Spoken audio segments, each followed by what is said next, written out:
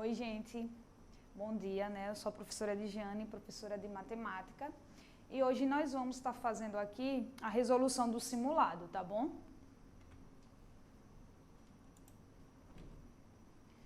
Então, a primeira questão, né, do simulado lá, se vocês lembrarem, ela trazia o seguinte, ó. O gráfico mostra algumas informações sobre o número de alunos matriculados no ensino infantil, né, que foi representado pela sigla EI, ensino fundamental 1, ensino fundamental 2 e ensino médio de uma escola. E aí nós temos o gráfico, né, dessa questão, né, que era um gráfico de setores, né, como vocês podem observar. Então, se é um gráfico de setores, lembrar que cada partição dessa representa uma porcentagem do total, né, que é 100%, certo? Então, aí nós tínhamos, olha, a quantidade de alunos, né? Primeiro, não trouxe as porcentagens, só trouxe a quantidade de alunos que estavam matriculados em cada um desses níveis de ensino. Então, no ensino médio, nós tínhamos 120 alunos, no ensino fundamental 2, 200 alunos, no ensino fundamental 1, não trouxe um número, né? Trouxe a letra X. E na educação e no ensino infantil, trouxe X mais 80, certo? Esse é o nosso gráfico. E aí, continuando a questão, vinha trazendo o seguinte: o número de alunos matriculados no ensino infantil e no ensino fundamental 1, juntos, corresponde a 60% do número total de alunos matriculados na escola. E no ensino infantil, há 80 alunos a mais do que no ensino fundamental 1. Em relação ao número total de alunos matriculados, o número de alunos do ensino infantil corresponde a...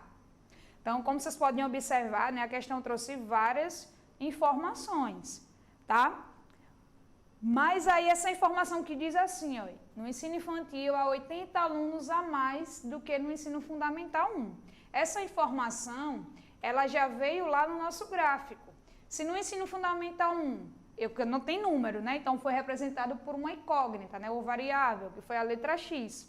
Então, se no ensino fundamental 1 é X, e diz que o ensino infantil possui 80 alunos a mais do que no ensino fundamental 1, então, nós vamos ter X mais 80, que também já estava lá representado no nosso gráfico, certo? Mas vamos vir aqui, ó. Então, agora a gente precisa retirar as informações que nos interessam da questão para a gente conseguir responder a pergunta, né? Que era saber, em relação ao número total de alunos matriculados, o número de alunos do ensino infantil, né, corresponde a, quer saber qual é a porcentagem, né, que corresponde o número de alunos matriculados no ensino infantil. Tudo bem? Então, vamos lá anotar primeiro os nossos dados. Então, o que é que a gente sabe, né, com o que tem no gráfico e com o que a questão trouxe, certo? Então, nós temos o seguinte, ó, o ensino infantil, que está sendo representado pelas letras EI, o número de alunos corresponde a X mais 80, certo? No ensino fundamental 1, o número de alunos está sendo representado pela letra X, certo? Já no ensino médio, ele já trouxe o total de alunos, que foi 120 alunos. E no ensino fundamental 2, o valor foi 200, ou seja, 200 alunos matriculados, certo? E a questão nos diz outra informação, além do que tem aí no gráfico. Diz o seguinte, que os alunos, né, o total de alunos do ensino infantil, mais os alunos do ensino fundamental 1, corresponde a 60% do total de alunos matriculados nessa escola, certo? Então, essa informação aqui que a gente tem, né, ela já é muito importante e é o que vai nos auxiliar a resolver a questão, tá? Só que aí tudo bem. Quando a gente substitui aqui, né, quem são os alunos do ensino infantil, quem são os alunos do ensino fundamental 1, quantos são eles, né? O que é que a questão nos diz? A questão nos diz que o total de alunos do ensino infantil é x mais 80, certo? Então, vamos substituir. Mais o total de alunos do ensino fundamental 1 é x. Então, isso continua sendo igual a 60%, tá? Então, vamos resolver aqui. X mais x vai ser igual a 2x. E o 80 continua, certo? E isso vai ser igual a 60%, certo? A gente já pegou dois valores do nosso gráfico, porque a questão já nos disse que quando a gente soma esses dois valores, né, esse total de alunos, aí representa 60%, né, do número total de alunos matriculados na escola. Então, se eles dois juntos representam 60%, e o que é que a gente sabe? Nosso total é 100%. Então, isso significa que quando a gente somar os alunos do ensino médio com os alunos do ensino fundamental 2, vai representar o que falta aqui para 100%. Então, se aqui tem 60%, para a gente chegar em 100%, vai representar 40%, certo? Então, o que é que isso significa? Que os alunos do ensino médio mais os alunos do ensino fundamental 2, quando a gente une os dois, representa 40% do total de alunos matriculados, certo? Então, substituindo, fazendo o mesmo que a gente fez aqui, nós temos para o ensino médio 120 alunos, para o ensino fundamental 2, 200 alunos. Isso vai representar 40% do total. E quando a gente soma, a gente chega em 320, que representa 40% do nosso total. Então, aqui a gente consegue montar uma regra de 3 simples, com esses valores que a gente tem aqui, certo? Então, nós vamos ter 2x mais 80 é igual a 60%, né? E 320 é igual a 40%. Então, quando a gente for montar nossa regra de 3, o que a gente vai fazer com esses valores? Nós vamos ter aqui, ó, 2x mais 80 está para 60, né? Não precisamos colocar unidade de porcentagem, já que já estamos trazendo o que a gente tem para a regra de 3, certo? E 320 está para 40, certo? E aí, é lembrar de como a gente resolve uma regra de 3, se ela é diretamente proporcional, se ela é inversamente proporcional, certo? Então, o que é que a gente observa? Quando esse número aqui, né, a gente sai de 2x mais 80, então de 60 para 40, o que é que acontece aqui? Diminui, né? De 60 para 40 está diminuindo. Então, consequentemente, já que a gente está falando de total de alunos, se esse valor aqui, 2x mais 80, representa 60%, é porque, com certeza, ele vai ser maior do que 320, já que 320 corresponde a 40%. Então, se de 60 para 40 diminui, de 2x mais 80 para 320 também diminui. Então, a gente percebe que a gente tem uma regra de 3 e as grandezas são diretamente proporcionais. Então, vamos aplicar lá nossa regra prática para resolver a regra de 3. Né, que vai ser esse vezes esse e esse vezes esse, certo? E aí, quando a gente multiplica, ó, 2x vezes 40, chegamos a 80x, certo? Mais 80 vezes 40, nós vamos ter, ó, 8 vezes 4, 32. Com esses dois zeros, 3.200, certo? Igual a 320 vezes 60. Vou fazer 32 vezes 6. 6 vezes 2 vai dar 12, vai a 1. 6 vezes 3, 18. Com 1, 19. Só que tem esse zero, mais esse zero para a gente completar. Então, chegamos em 19.200, certo? E agora, ó, nós chegamos em uma equação do primeiro grau. Então, basta que a gente resolva essa equação do primeiro grau para chegar ao valor de x, certo? Ainda não é o resultado da nossa questão. Então, chegamos em 80x igual a 19.200. Se está mais, vai para lá, menos 3.200. certo? Então, 80x vai ser igual 19.200 menos 3.200, ó, os 200 já vai zerar. 19 menos 3 dá 16.000, quando a gente faz essa subtração, certo? 200 menos 3.200 é igual a 16.000. Então, vamos ter 80x igual a 16.000, certo? Então, se está multiplicando, vai vir para cá dividindo. Então, x vai ser igual a 16.000 dividido por 80, certo? E aí, vamos lembrar da simplificação. Esse zero pode sair com esse zero, tá? E vamos ter, olha, 1.600 dividido por 8, certo? Então, x vai ser igual. 16 dividido por 8 vai dar 2. Mais esses dois zeros que sobram aqui, chegamos em 200, certo? Então, o que é que esse 200 significa? Não é a resposta da nossa questão, tudo bem?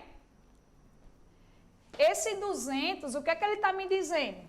X é igual a 200. Se x é igual a 200, então isso significa que o número de alunos matriculados no ensino fundamental 1 é igual a 200, certo? Então, se x é igual a 200, então x mais 80 vai ser igual a 200 mais 80, que é igual a 280, certo?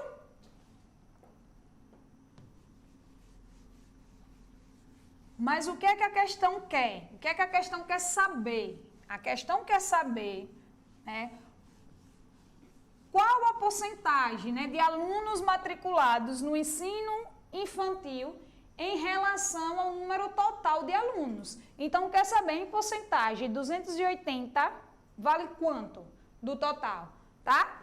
Então, vamos chegar a esse resultado ainda. Para isso, o que é que a gente precisa, gente? Primeiro, a gente precisa saber o número total de alunos, né, que a gente não sabe.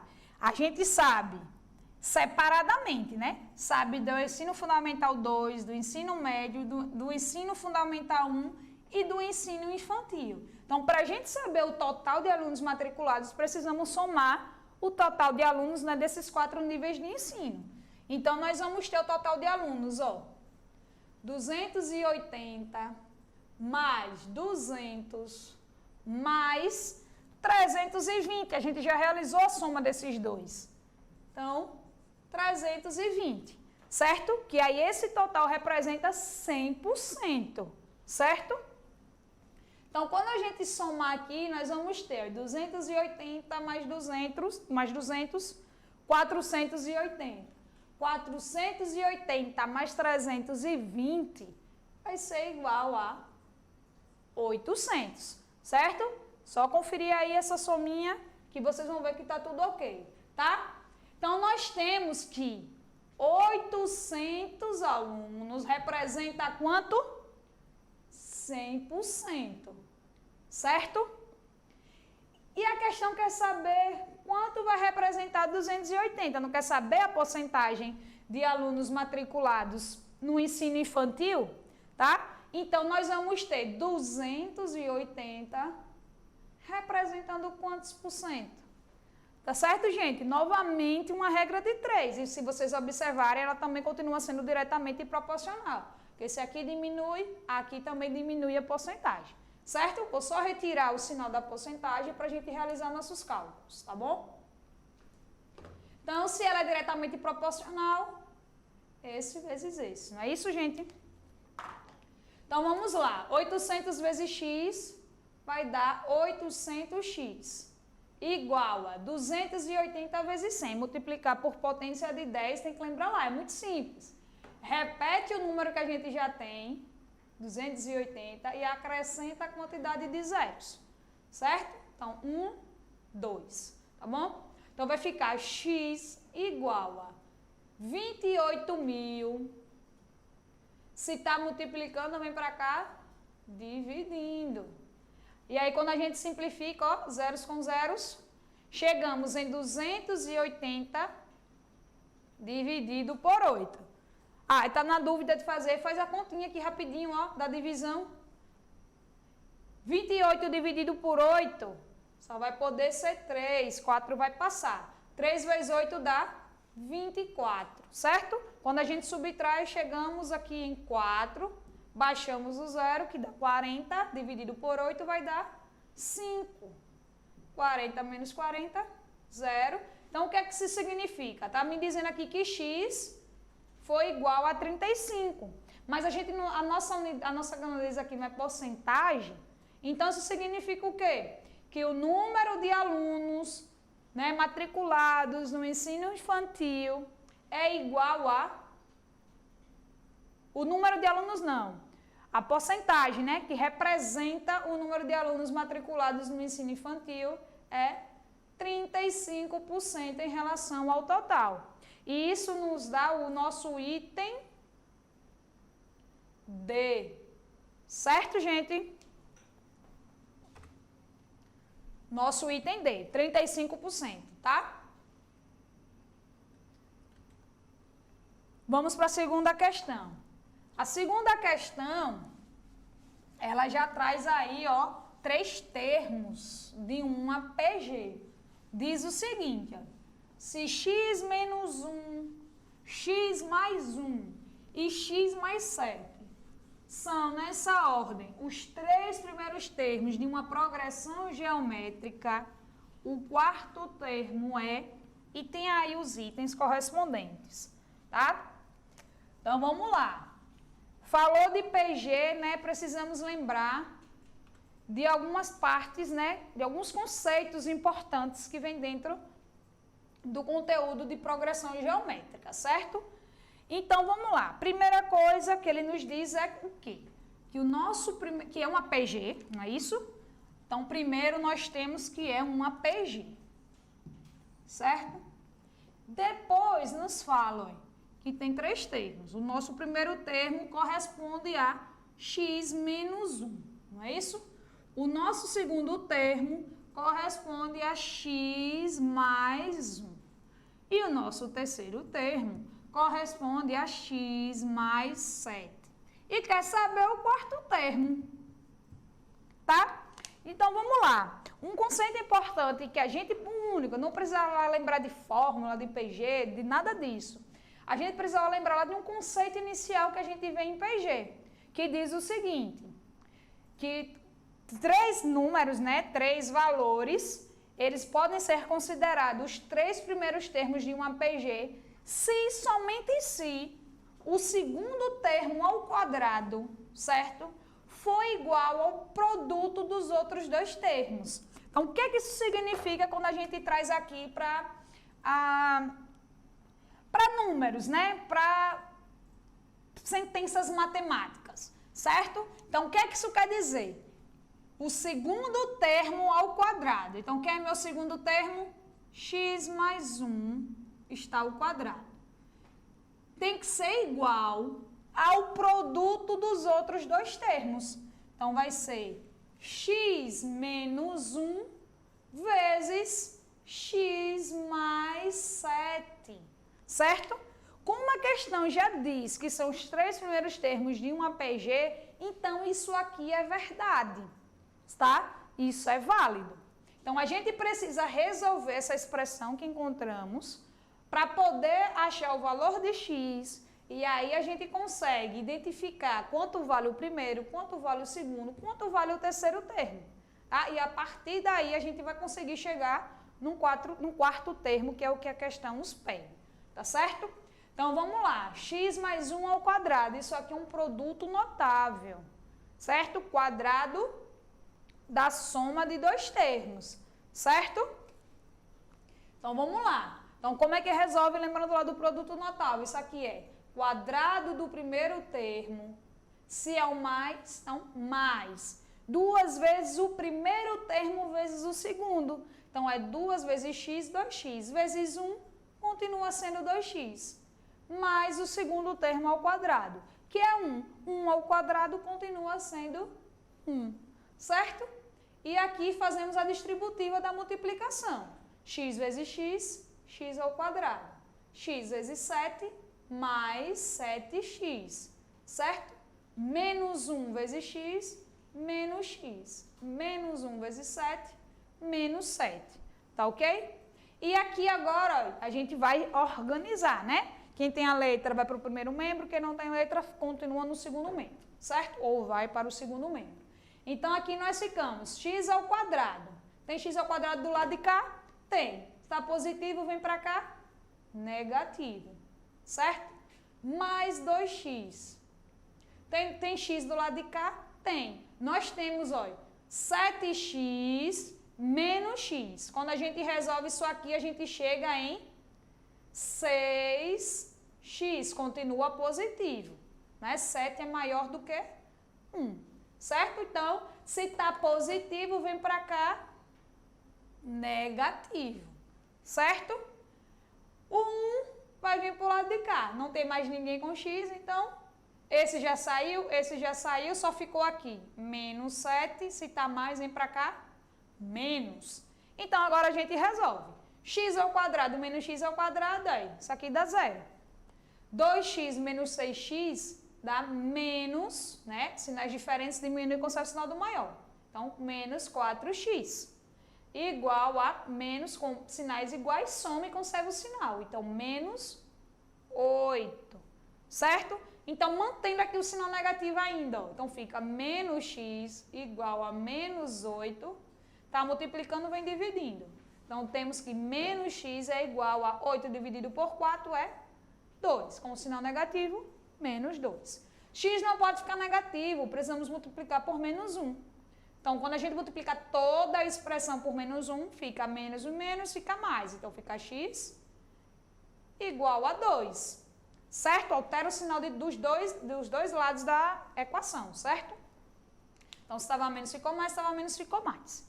Então, x igual a 2. Se x é igual a 2, gente, quem vai ser meu primeiro termo, então? Meu primeiro termo vai ser igual a 2 menos 1, que é igual a 1. Esse é meu primeiro termo.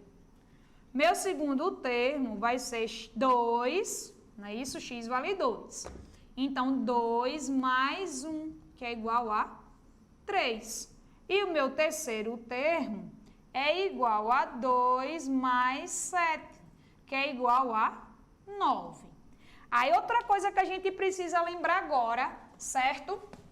De PG, que é a progressão geométrica, não é isso? O que é que a gente sabe sobre esses termos?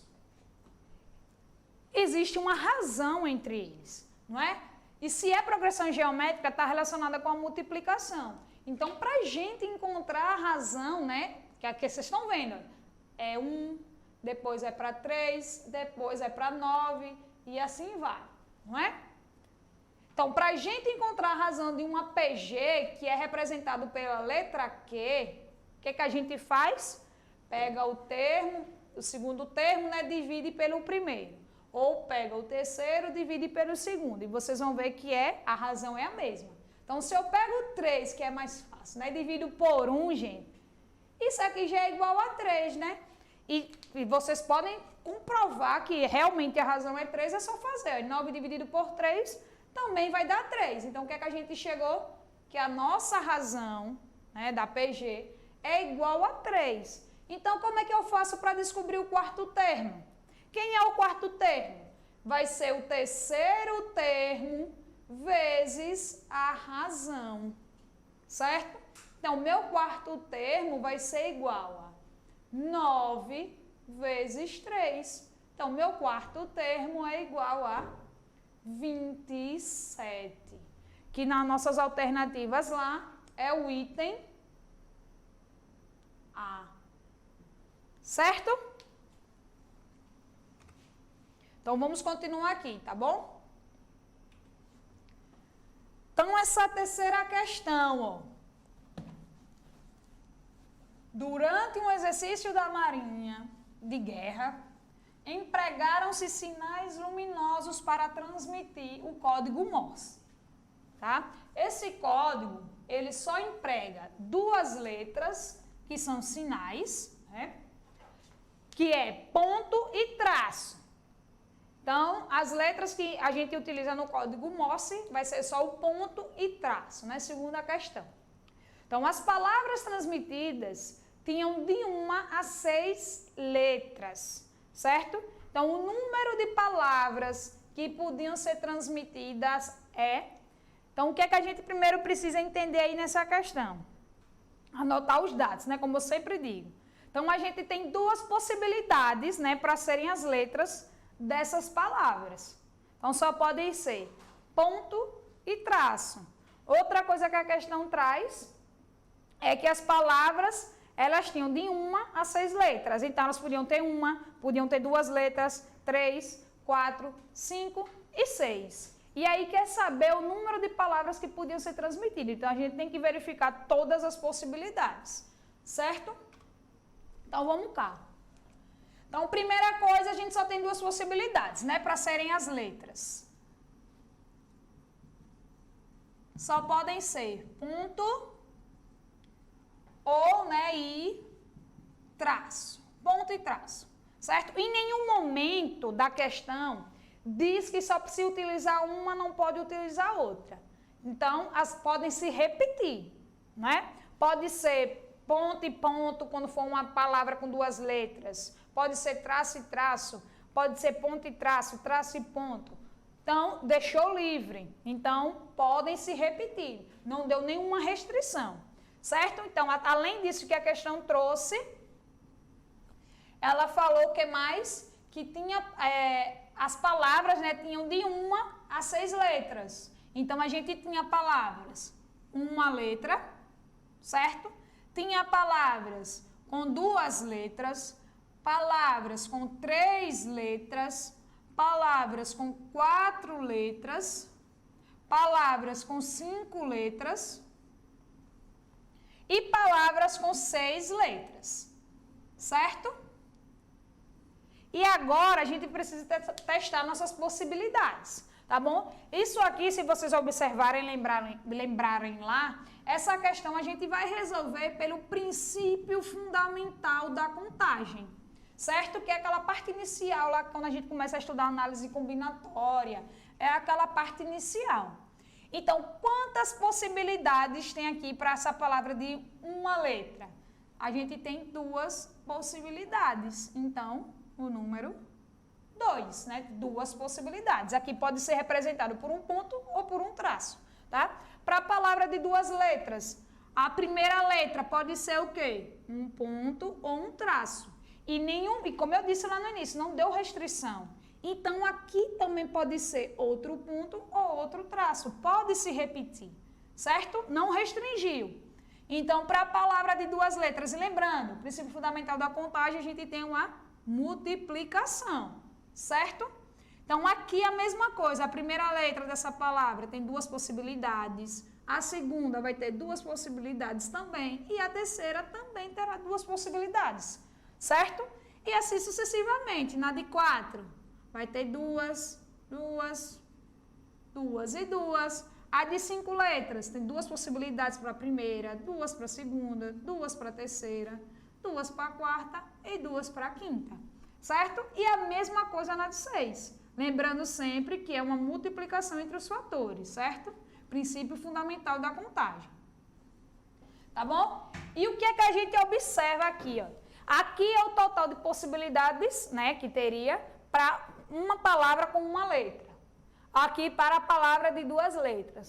De 3 letras, de 4, de 5 e de 6. Só que a questão quer saber o número total, né? O número total de palavras que podem ser transmitidas. Então, depois que a gente encontrar esses resultados, a gente precisa somar todos eles, certo?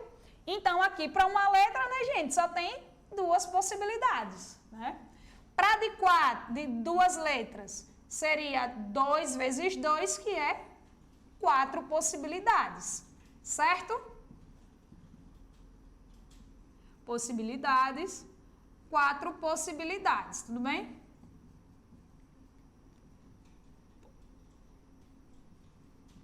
Para de 3 letras, nós vamos ter 2 vezes 2, 4 vezes 2, 8 possibilidades, certo? Para de 4 letras, 2 vezes 2, 4, 4 vezes 2, 8, 8 vezes 2, 16 possibilidades. Para de 5, 2 vezes 2, 4, vezes 2, 8, vezes 2, 16, vezes 2, 32, certo? E para de 6, 2 vezes 2, 4, vezes 2, 8, vezes 2, 16, vezes 2, 32, vezes 2, 64 possibilidades, certo? Só que o que é que você está dizendo?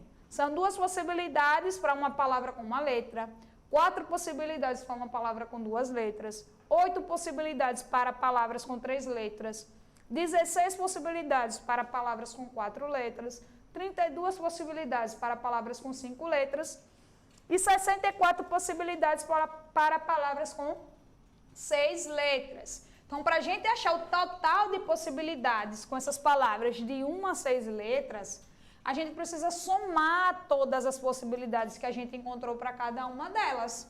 Então, vai ser 2 mais 4, mais 8, mais 16, mais 32, mais 64, certo?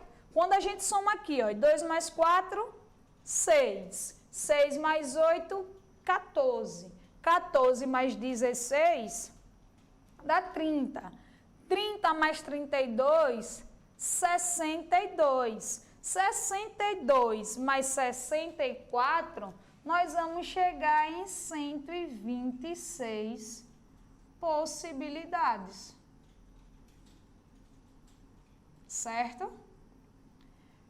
126 é o nosso número. Então, quando a gente vai lá, né, para os itens da questão, nós percebemos que a resposta é o item D. Certo, pessoal? 126 possibilidades.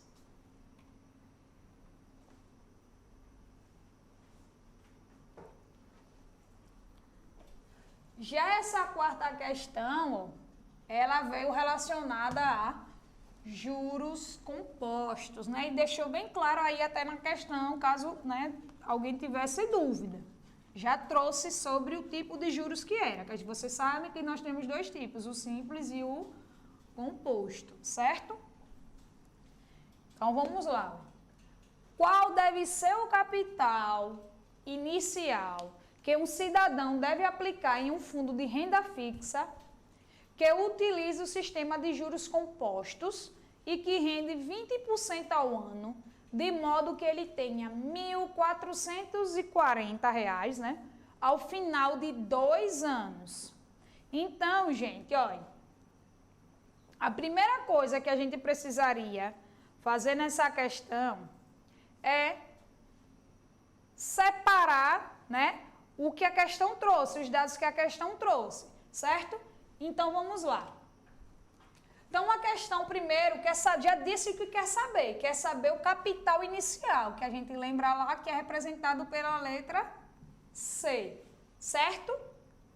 E aí, depois ele vem dizendo o sistema de juros, que foi os juros compostos, certo? Depois disso, trouxe a informação da taxa.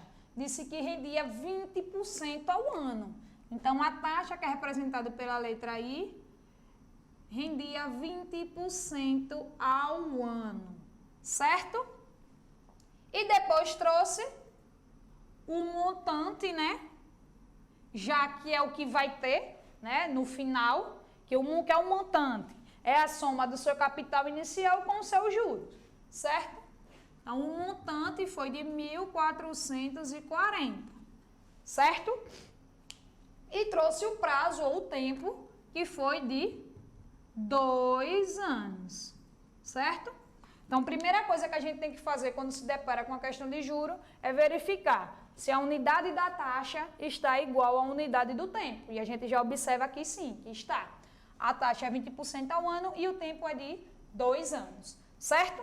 Uma outra coisa que precisamos fazer após isso é transformar a taxa, né? Ou seja, tirar a porcentagem. Para tirar a porcentagem, basta que a gente divida, né, por 100. Quando a gente divide 20%, né, por 100, a gente chega em 0,2, certo? É só fazer 20 sobre 100. Lembra lá da regrinha? Temos 2 dividido por 10, né? Já simplifiquei os zeros. Então, vai ficar uma casa decimal. Então, 0,2, tá?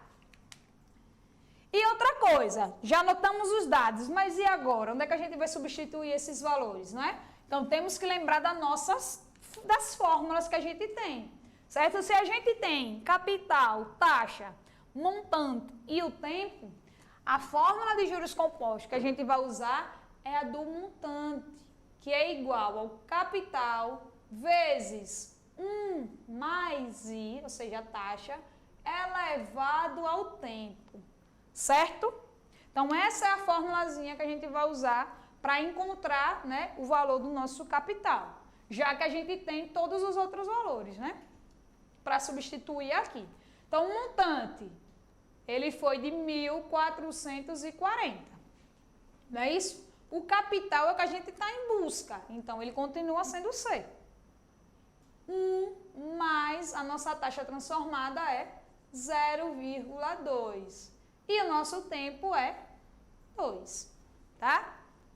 Então, vamos ter, ó, 1.440 igual a C vezes, né, 1,2 ao quadrado, certo?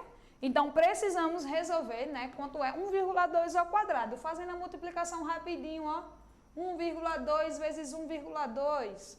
2 vezes 2, 4. 2 vezes 1, 2. 1 vezes 2, 2. 1 vezes 1, 1.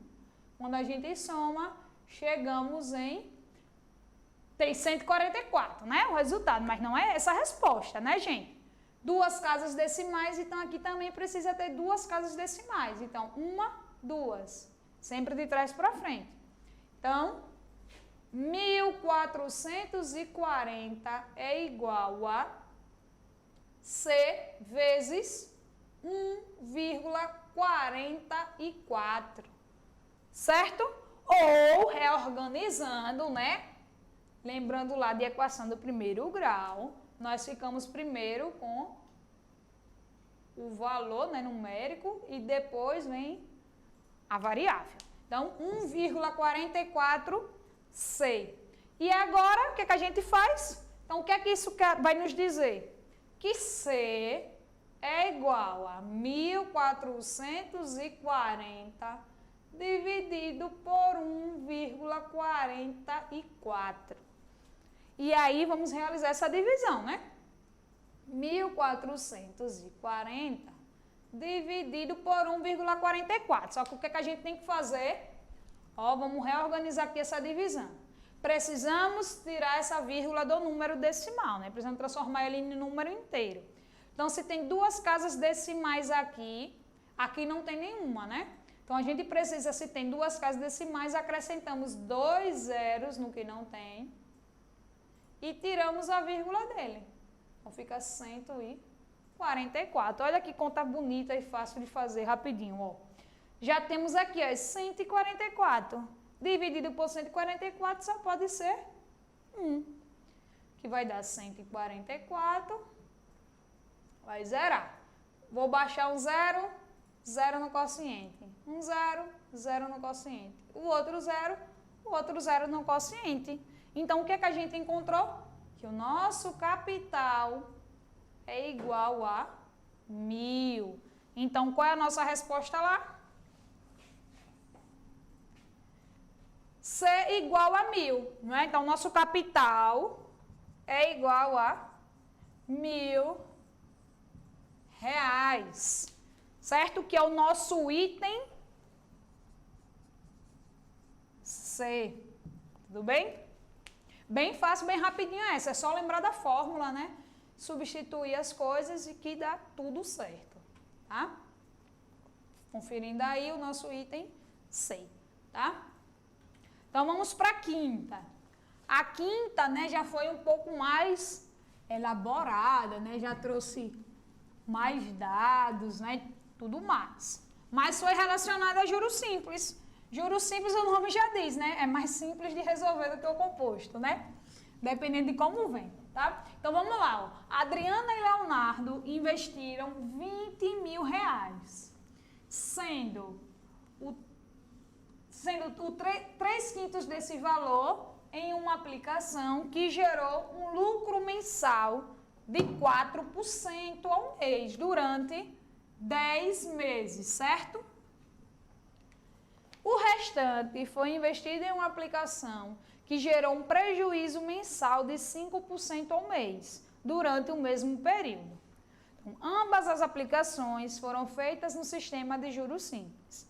Então, pode-se concluir que no final desses 10 meses, eles tiveram. Então, vamos lá. Eles tinham um valor inicial, não é isso? Que era R$20.000. Só que aí eles investiram de duas formas diferentes. Uma parte do valor, que era 3/5, né? Foi aplicado, né? Foi utilizado em uma aplicação que gerou lucro. O lucro é ganho, né? E a taxa era o quê? 4% ao mês durante 10 meses.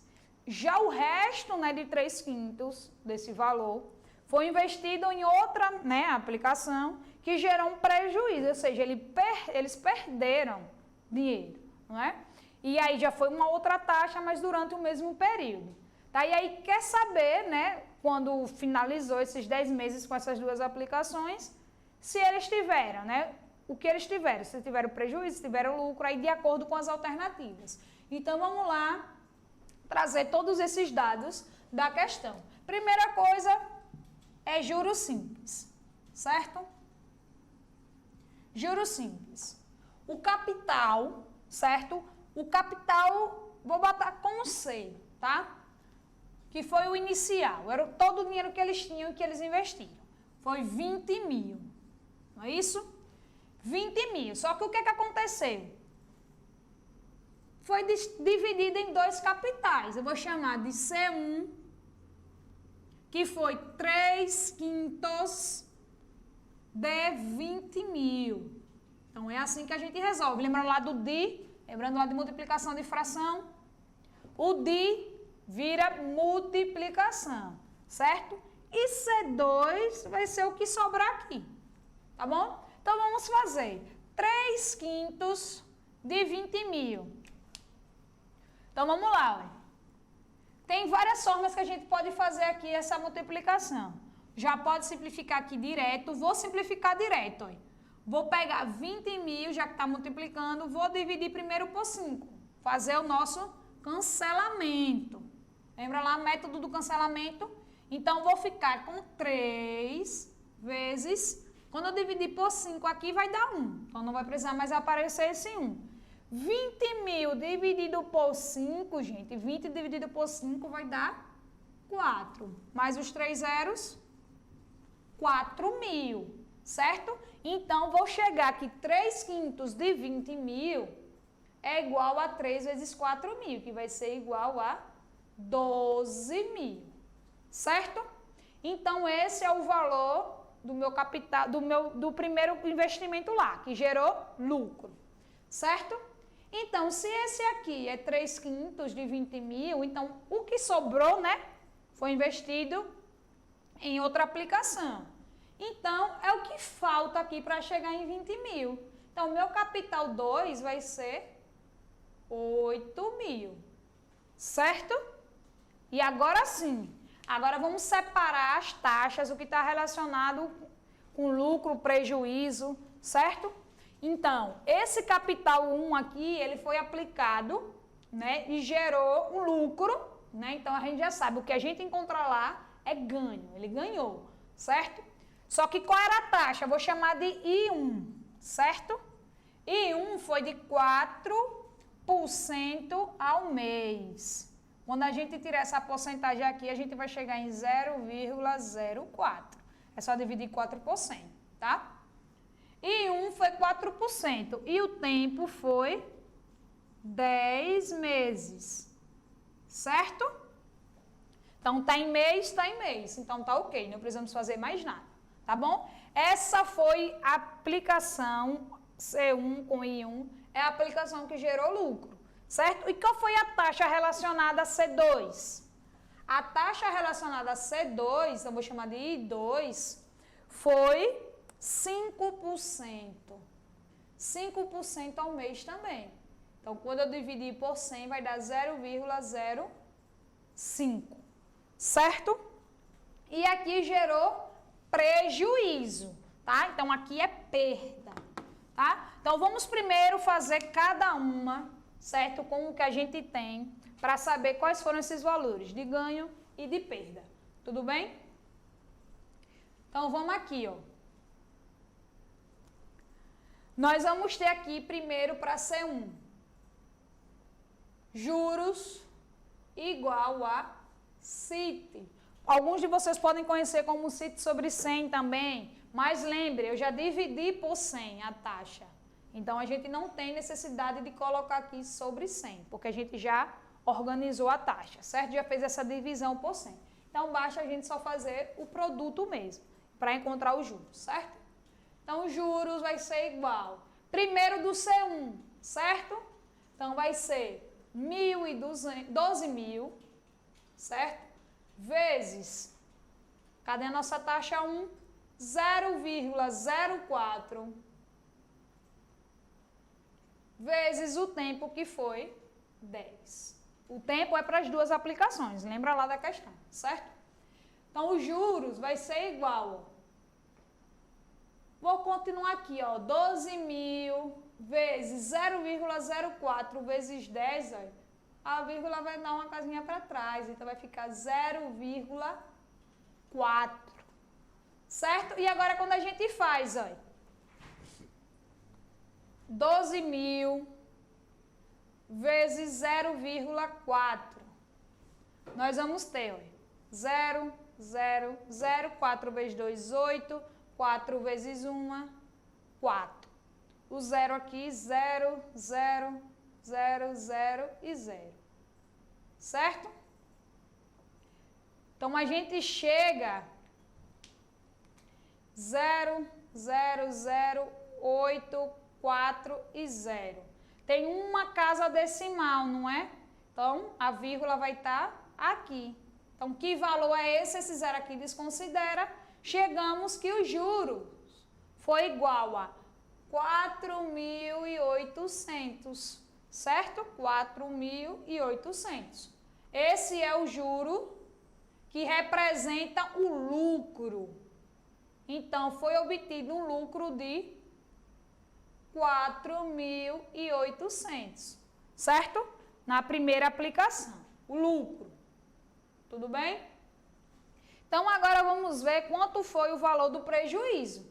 Então, a mesma fórmula, certo, gente? CIT. Então, o capital que foi da segunda aplicação que gerou prejuízo foi 8.000. A taxa foi 0,05.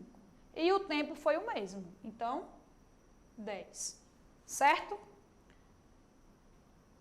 Então, vamos ter 8.000 vezes, quando a gente multiplica 0,05 por 10, chegamos em 0,5. E agora, fazendo essa continha aqui, ó, 8.000 vezes 0,5, nós vamos ter 5 vezes 0, 0, 0, 0, 5 vezes 8, 40, certo? 0, 0, 0, 0, foi todos os zeros? Foi. Mais 0, 0, 0, 0, 4. Só que tem uma casa decimal, então aqui também precisa ter uma casa decimal. Então, chegamos que o valor, né, desse juro aqui foi de 4.000. Só que o que é que acontece? Essa aplicação aqui foi a que gerou prejuízo, gente. Prejuízo. Certo? Então, foi um prejuízo de 4.000. Certo? Então, vamos analisar agora a questão. O que é que a questão quer saber? Quer saber, né, ao final desses 10 meses, o que é que eles tiveram. Então, a gente precisa aqui balancear, né, o lucro com o prejuízo, para saber se no final, né, com esses valores que ele tem, eles tiveram lucro ou prejuízo, certo? Então, vamos finalizar aqui a questão. Então, nós temos um lucro de 4.800, certo? Só que eles perderam, né? O prejuízo, eles perderam 4.000 reais. Se eles perderam, gente, é menos, né? Menos 4.000 reais. E aí, quando a gente faz 4.800 menos 4.000, chegamos em 800. Então, o que é que isso significa? Que eles tiveram o quê? Prejuízo ou lucro? O lucro está maior do que o prejuízo, certo? Então, isso aqui significa que ainda assim, mesmo tendo esse prejuízo de 4.000, no final de tudo, eles continuaram tendo um lucro de 800 reais, certo? Que corresponde ao nosso item E, certo?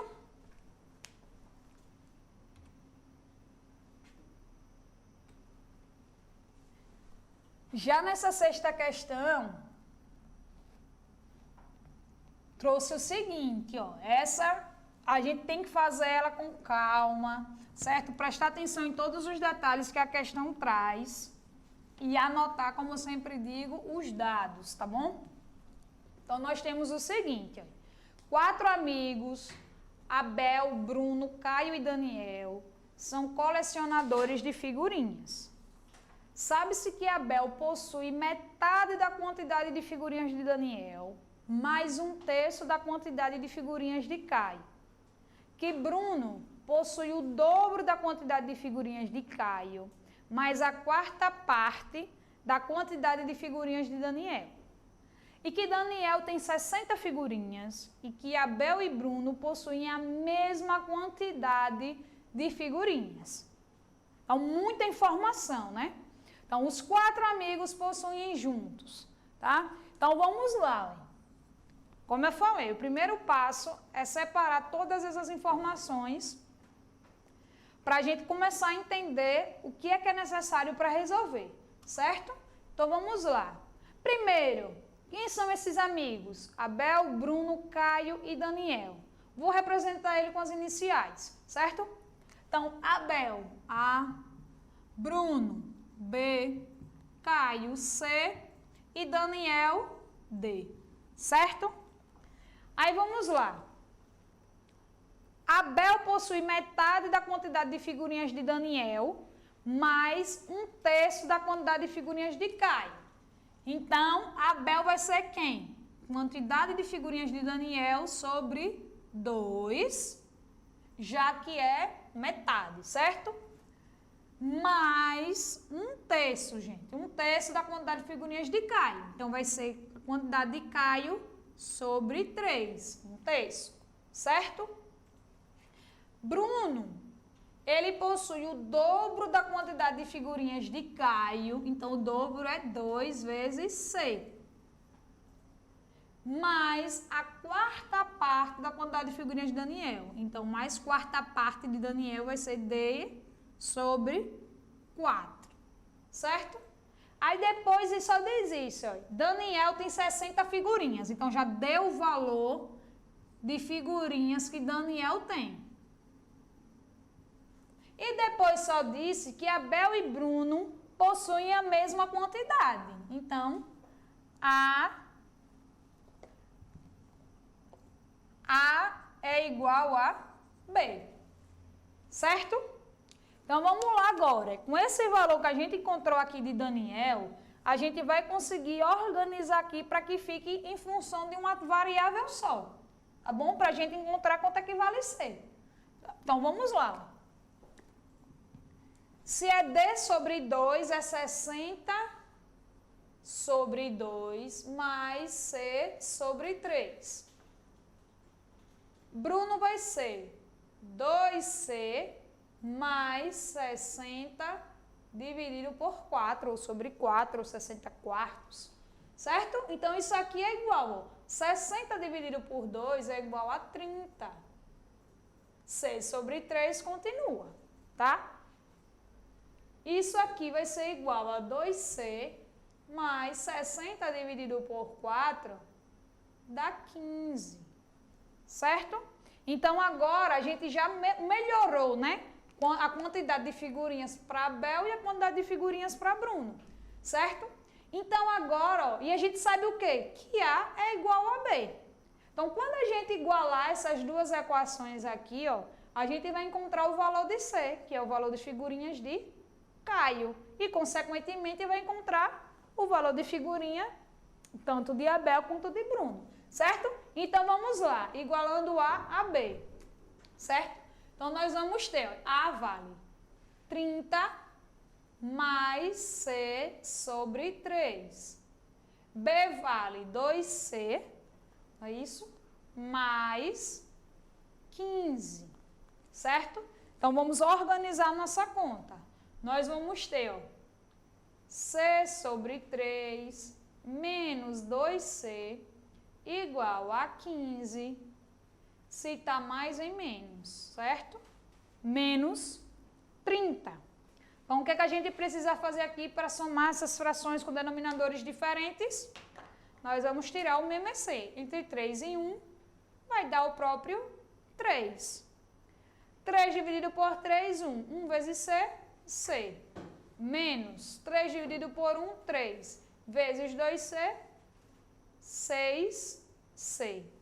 Certo?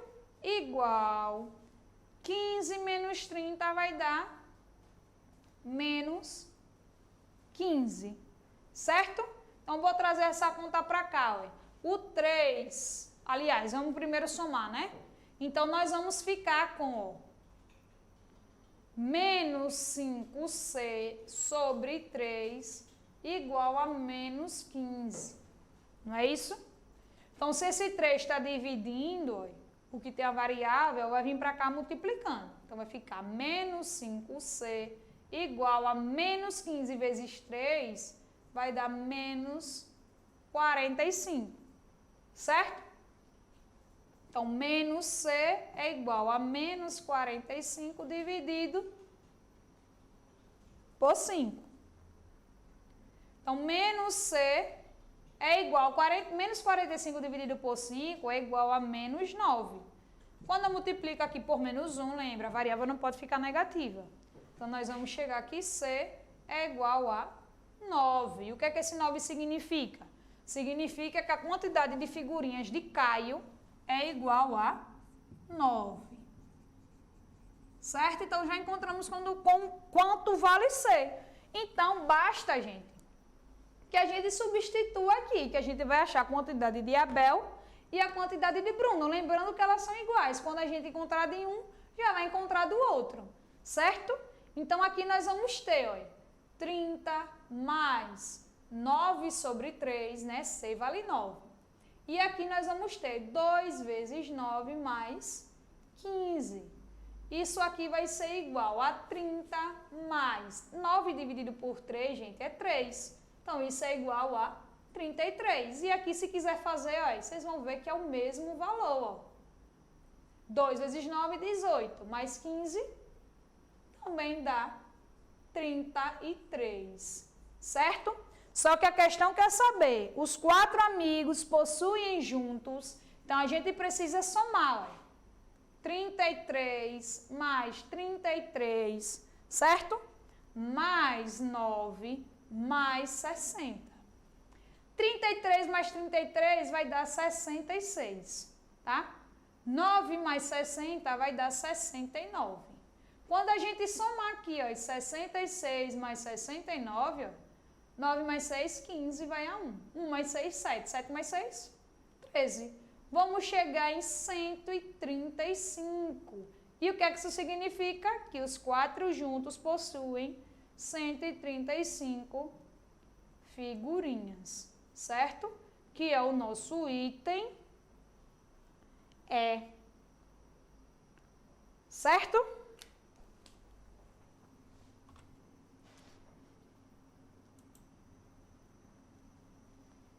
Já nessa 7ª questão, ó, ela vem trazendo o seguinte: progressões aritméticas são sequências numéricas nas quais a diferença entre 2 termos consecutivos é constante, né?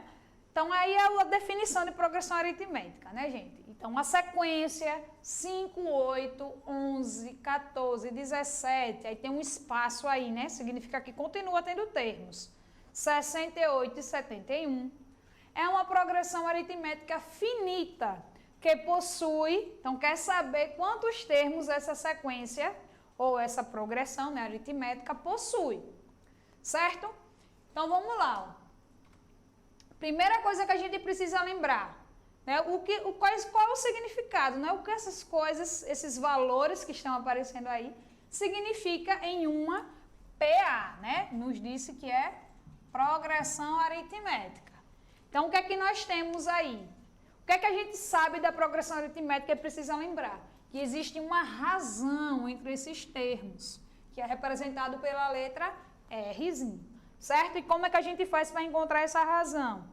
A gente subtrai o termo seguinte do anterior.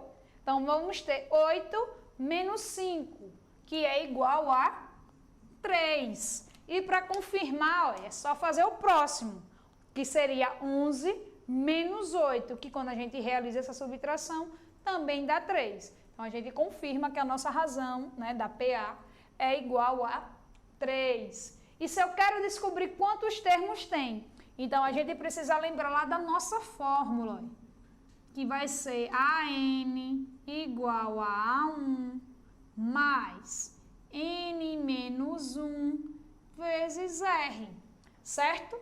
E agora a gente precisa lembrar o que significa o AN. O AN é o último termo dessa sequência, dessa PA, certo? Então, o AN, nesse caso, é o número 71. E o nosso A1 é o nosso primeiro termo, que é o número 5. E já temos a razão. Se ele quer saber o número de termos da PA, ele está justamente em busca desse Nzinho aqui, certo? Então, basta que a gente substitua esses valores na fórmula de PA, tá bom? Então, vamos lá. AN é igual a 71, certo? O A1 é igual a 5, mais N menos 1, nós não sabemos quanto é. E a nossa razão é 3, tá bom? Então, vamos lá. Nós vamos ter, então, aqui, ó, 71 igual a 5, mais, vamos fazer a distributiva. N vezes 3, 3N, menos 1 vezes 3, igual a menos 3, certo? Então, vamos ter, ó, 71 igual 5 menos 3 vai dar 2, mais 3N.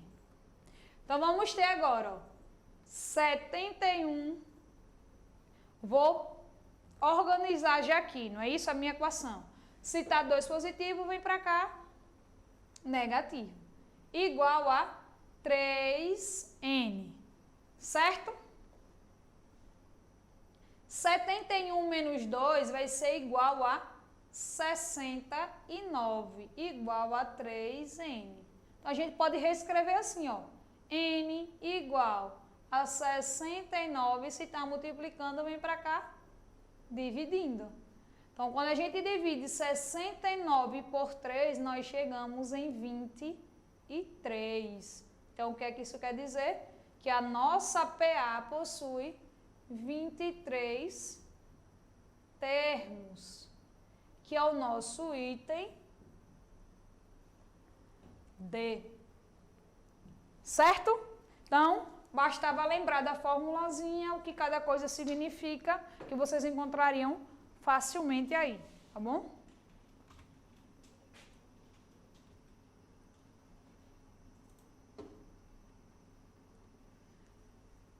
Já nessa oitava questão, ó, traz umas funções aí, né? Traz assim, ó, considere a função f de RR tal que para todo x real, se tem f de 5x igual a 5 vezes f de x. Né? Então, isso aí era como se fosse uma definição, uma formulazinha que trouxe aí. Então, f de 5x sempre vai ser igual a 5 vezes f de x, certo? Aí traz a função, ó. Se f de 15 é igual a 20, então o valor de f de 75 é igual a... Então, vamos ver o que é que a gente poderia fazer aí para chegar fácil a esse resultado, tá bom? Então, primeira coisa que a gente precisa é entender o que significa, ó, esse f de 5x igual a 5 vezes f de x, certo? E aí a gente já vai usando o que a questão já nos disse, que foi f de 15 igual a 20, certo? Então, o que é que isso quer dizer? O que é que a gente observa aí? Que esse 15 tem como a gente escrever ele com dois fatores. Um representando o 5, que já está aqui fixo, e outro que seria o valor de x. Então, f15, como é que a gente pode escrever ele? Como sendo f de quem? De 5 vezes 3. E aí a gente tem que isso é igual a 20, certo? Que seria também escrever o quê? Se a gente quisesse deixar nesse formato. Seria igual a 5 vezes... Quem é o nosso x? 3. Certo? Seria a mesma coisa, tá bom? Mas o importante é que entender essa divisão aqui, de 15 em dois fatores, porque é o que a gente vai precisar para encontrar a nossa f, certo? De 75. Tudo bem? Então, quem vai ser a nossa f de 75? Como é que a gente pode escrever ela como a gente escreveu aqui essa nossa f de 15, separando, né, em dois fatores o 15, mantendo o 5 fixo e variando só o valor do x, que nesse caso aqui, para ser f de 15, foi 3, certo? Então, nós temos agora f de 75. F de 75, a gente pode escrever como sendo, mantendo 5 fixo. Qual é o número que eu preciso multiplicar por 5 para dar 75? É a mesma coisa que fazer 75 dividido por 5. Quando a gente faz esses cálculos, a gente vai perceber que esse valor é justamente o nosso 15, certo? Porque 5 vezes 15 vai dar 75, tá bom? Só que o que é que a gente tem lá da definição da questão? Que f de 5x é igual a 5 vezes f de x. Então, o que é que a gente percebe? Que a gente pode escrever, ó, f de 75 como sendo 5, né? Tá tirando 5, que é a parte fixa, vezes f de 15, gente. Estou seguindo o que a questão deu, certo? Separei aqui, era como se fosse o valor de x, olha. Então, aqui é como se fosse o x. E se vocês olharem para cá e olharem para o que a questão trouxe, vocês vão ver que está tudo ok, ó. F de 5x é igual a 5 vezes f de x. Tá certo? E aí, o que é que a gente sabe? Vou trazer para cá, ó. 5f de 15. A questão disse o quê? Que f de 15 valia quanto? 20. Se f de 15 vale 20, então como é que a gente vai ficar aqui, ó? Vai substituir isso aqui por quem? Por 20. Então, vamos ficar com 5 vezes 20. E quando a gente faz 5 vezes 20, chegamos em 100. E o que é que esse 100 significa? Que f de 75, que é o nosso original aqui, que a gente só foi destrinchando, é igual a 100, que é o nosso item B. Certo, gente? Bem rapidinho, só pegando o que a questão trouxe. Tá? A questão já nos deu essa informação e essa daqui. Bastou separar ali e fazer uma divisão ou uma multiplicação que a gente encontrou o valor da f de 75, tá bom? Já essa nona questão traz, né, o conteúdo de função quadrática, né, traz uma função quadrática, só que temos 3 itens aí para analisar, certo? Então vamos lá. Analisando a função quadrática, f de x igual a x ao quadrado mais 5x mais 6, podemos concluir que, primeiro item, essa função corta o eixo y no ponto 0,6, tá? Segundo item, possui 2 raízes negativas. E terceiro item, seu coeficiente angular é positivo. E aí quer saber quais dessas sentenças são as verdadeiras, tá bom? Então vamos lá. Vamos analisar esse primeiro item aí, certo, gente? Então a gente precisa lembrar de alguns conceitos, né, fundamentais de função, né?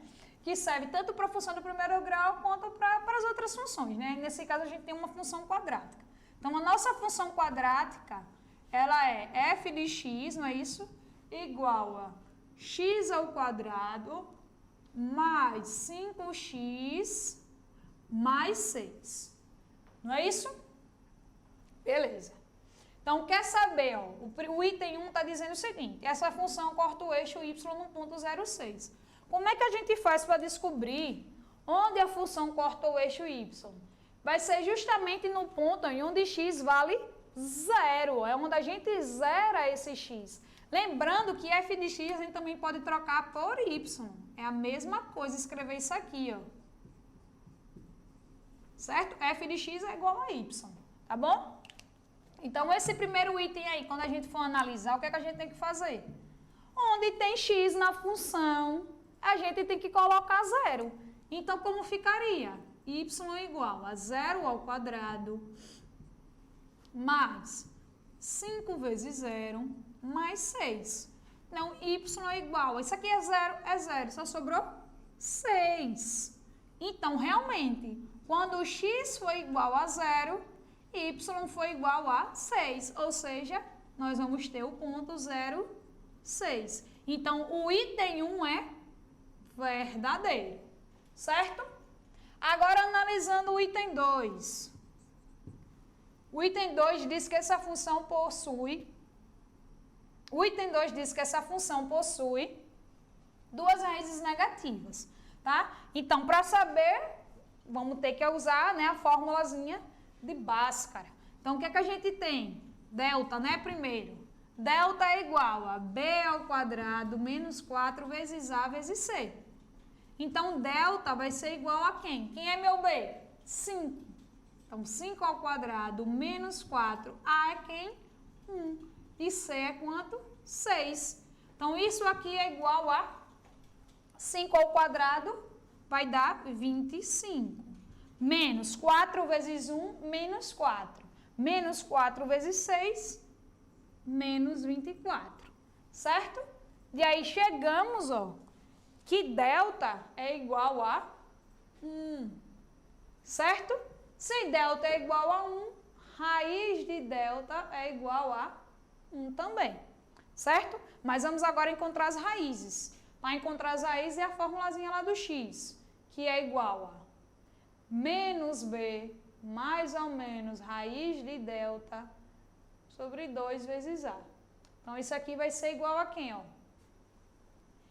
B é positivo, né? B é 5. Então, fica menos 5 mais ou menos. Quem é a raiz de delta que a gente acabou de achar aqui? 1. E 2 vezes a. A vale 1. Então, 2 vezes 1 continua sendo 2. Então, o que é que nós temos aqui, ó? Quem vai ser x1? Ou x'? Vai ser menos 5 mais 1 sobre 2, que vai ser igual a menos 5 mais 1 vai dar menos 4, né? Subtrai e conserva o sinal do maior. Sobre 2, que é igual a menos 2. E quem vai ser x duas linhas? Vai ser menos 5 menos 1 sobre 2, certo? Igual a menos 6, né? Soma e conserva o sinal, dividido por 2, que é igual a menos 3. Então, realmente, nós encontramos duas raízes negativas. Então, esse item 2 também é verdade, certo? E agora, gente, o item 3, que diz assim, ó, seu coeficiente angular é positivo. Gente, na função quadrada, o coeficiente angular, ó, o item 3, o coeficiente angular, ele é igual a A, certo? Então, o nosso A, qual é o valor do nosso A? A é igual a 1. E realmente, gente, 1 é maior do que 0, né? 1 é maior do que 0, então A é maior do que 0. Então, realmente, o A é positivo, ou seja, o coeficiente angular dessa função quadrada realmente é positivo.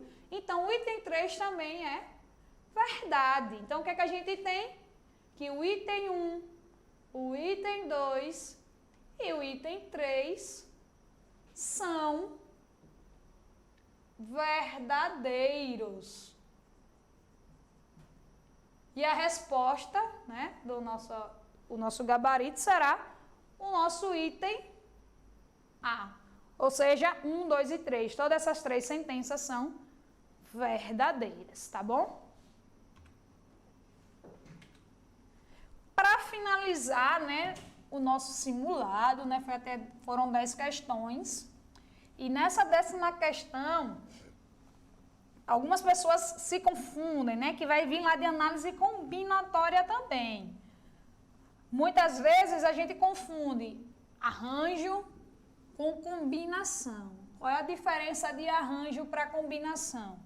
Gente, não pode esquecer nunca mais. No arranjo, a ordem importa, certo? E na combinação, a ordem não importa, tá? Quando fala de combinação, geralmente, é quando a gente vem aquelas palavrinhas-chave dentro do problema. Comissão, equipe, certo? Que a ordem não importa. Se são formados por pessoas, não importa a ordem que elas estão. Elas sempre vão fazer parte daquela equipe e daquela comissão, tá bom? Então, vamos lá. Um centro de perícias científicas dispõe de 8 peritos, dentre os quais deverão ser escolhidos 3 para compor a equipe que fará análises periciais no interior do estado. O número de maneiras que esta equipe poderá ser composta é, já disse a palavrinha-chave aí, ó, equipe. Então, combinação, gente.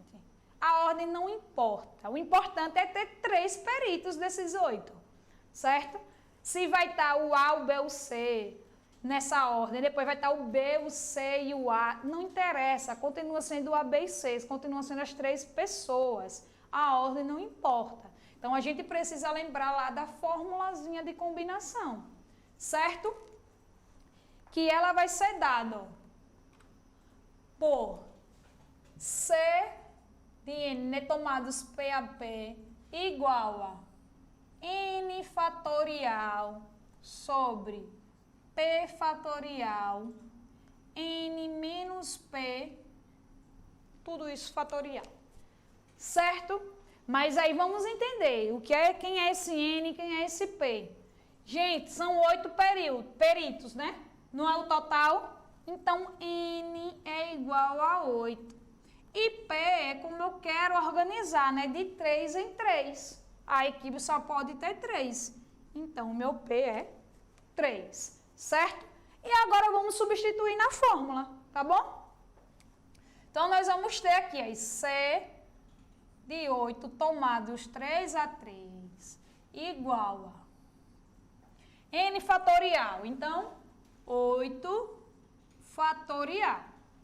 P vale 3. 3 fatorial. 8 menos 3 fatorial. Certo? E aí, quando a gente vai resolver isso aqui, ó, vai ser igual. Vamos ser espertos. Eu sei que 8 menos 3 vai ser igual a 5. Então, eu vou ter 3 fatorial vezes 5 fatorial. E aí, eu sei que é uma divisão. Então, eu posso fazer a simplificação do numerador com o denominador, já que está tudo com fatorial. Então, eu vou desenvolver esse meu 8 fatorial até o 5 fatorial, para eu poder simplificar. Então, eu vou ter desenvolvimento desse fatorial. 8 vezes 7, vezes 6, vezes 5 fatorial, certo? E aqui eu vou ter aí 3 fatorial, que vai ser quem? 3 vezes 2 vezes 1, que é indiferente, colocar esse vezes 1 ou não, que não vai alterar nada, vezes quem mais? 8 menos 3 vai dar 5, só que ainda tem o fatorial. E aí, o que é que eu posso fazer? A simplificação. 5 fatorial com 5 fatorial. Posso simplificar mais ainda, ó. 3 vezes 2, aqui eu sei que é 6. E tem um 6 aqui também no numerador. Então, simplifico também o 6 com o 3 com o 2. Vezes 1 não vai alterar nada, gente. Então, ó, o que é que me resta? Só resta 8 vezes 7, que é igual a quanto? 56, certo? Então, 56 significa o número de maneiras, né, que essa equipe poderá ser composta, tá? Que vai ser o nosso item C, tá bom? E assim nós finalizamos, certo? A correção do simulado. Espero que vocês todos tenham entendido, tá? E que, né, tenham se dado bem, boa sorte para todos, tá?